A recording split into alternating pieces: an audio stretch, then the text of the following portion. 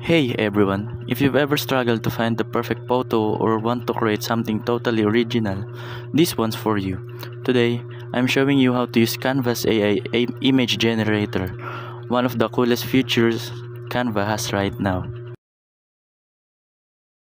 Here's how it works. First, click the elements, then find the generator on. It is part of the image manipulation because it can generate your images through typing a text on what kind of image you want to generate. Let's say, for example, basketball court with a basketball player.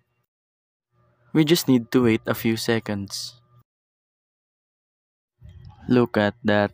Canva just created an entirely new image based on our description. No need to search the web or use stock photos.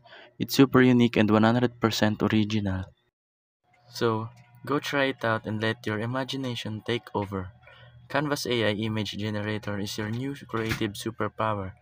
Give it a go and see what you can create. That's all. Thank you for watching.